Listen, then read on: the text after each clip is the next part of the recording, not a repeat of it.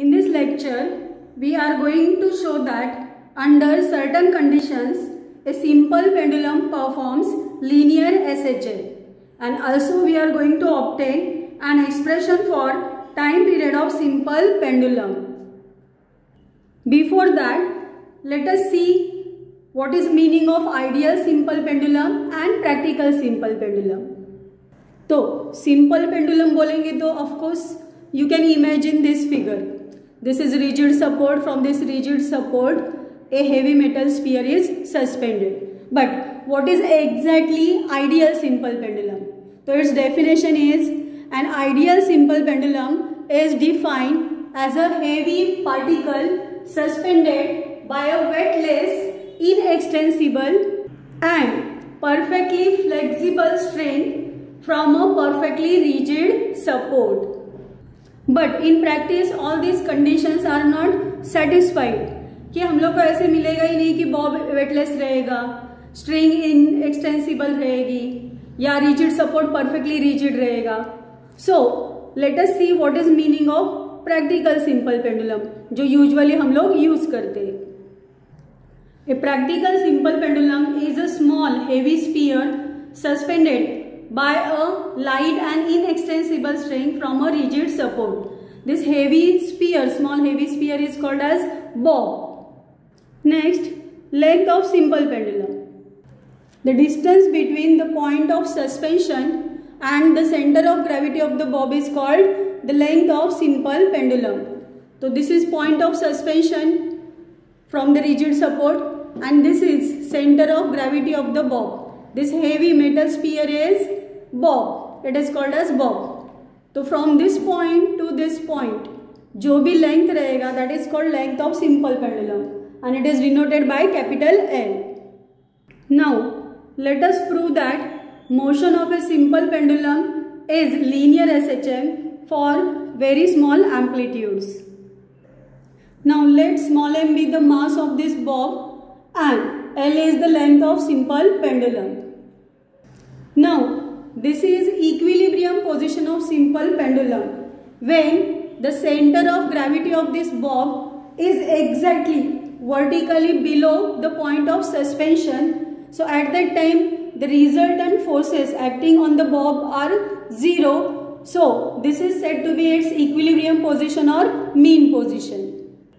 If now the pendulum is displaced through a small angle theta and released, so it begins to oscillate on either side of this mean position. That is, it performs to and fro motion about this mean position. So this is its positive extreme position and this is its negative extreme position. B is positive extreme position, C is negative extreme position and A is its mean position or equilibrium position. And theta is angular displacement of the bob. When bob is in the displaced position, that is at extreme position, तो let us see forces acting on it. क्योंकि उसका यहाँ पे motion हो रहा है, means forces are acting on it. तो let us see these forces. Force T, that is tension in the string, which is acting or directed towards the support. And it is along the string or along the length of the pendulum but directed towards the support. And second force acting on it is nothing but weight of that bob which is acting in vertically downward direction. And we know that weight is given by mg. Now to get the net force acting on this bob when it is at displaced position, resolve components of this weight of the bob.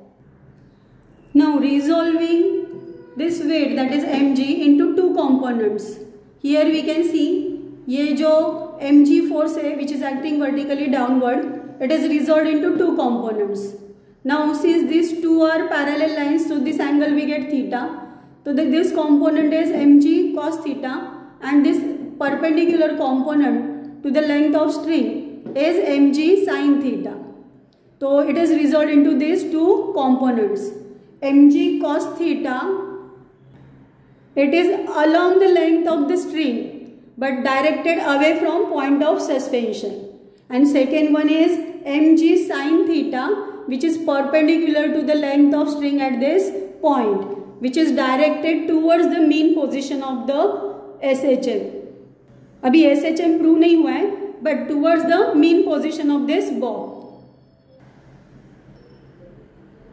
Now, out of these two components, we can clearly see in the diagram, this mg cos theta balances tension T in the string, and mg sin theta, this is unbalanced force. ये force को oppose करने वाला यहाँ पे दूसरा कोई force नहीं है, तो this mg sin theta will try to restore bob back to its mean position. तो this is nothing but the restoring force which is acting on this bob, जिसकी वजह से बॉब वापस moving towards the mean position. So here we can write equations. So mg sin theta is denoted by f, but we have to take negative sign because direction of this restoring force is towards mean position and its angular displacement is away from mean position. Means force and displacement, angular displacement are opposite in direction. Now since we have got restoring force acting on the bob, so we will get the required result. But here angular displacement theta is very small. So we can write sin theta is approximately equal to theta radian. Therefore force F is equal to minus mg theta. We can write, now let x be the displacement along arc AB. So we can write, for small angle theta is equal to arc upon radius. Arc is nothing but the displacement x AB, and radius is nothing but the length of simple pendulum. So we can write theta is equal to x upon L. Substitute this value in equation 1 and we get, for given pendulum, mass, gravity and length are constant, so we can write F is directly proportional to minus x. So here we have shown that for small displacement, the restoring force is directly proportional to the displacement and is in opposite direction, which is same as the definition of linear SHL. So we can say that for very small oscillation, bob of simple pendulum performs linear SHL. We can write for small amplitude or for small angular displacement theta. Now to obtain time period of simple pendulum, यहाँ तक का पूरा expression लिखोगे और इसके आगे भी कुछ स्टेप्स रहेंगे. तो let us see that steps. Time taken by simple pendulum to complete one oscillation is called as time period, and time period is given by, which is equal to 2 pi and upon under root of acceleration per unit displacement. In previous lecture we have seen that omega is equal to under root of k by m, which is equal to under root of acceleration per unit displacement. We have already got restoring force F and its value is minus mg x upon L. But in magnitude we can write it as mg x upon L. But we also know that force is given by mass into acceleration, that is ma. Equate these two equations and we get a upon x is equal to g by L, that is acceleration per unit displacement is equal to g by L. Let this be equation 4. Now substitute equation 4 in equation 3 and we get, so T is equal to 2 pi under root L by G. This equation gives the expression for the time period of a simple pendulum.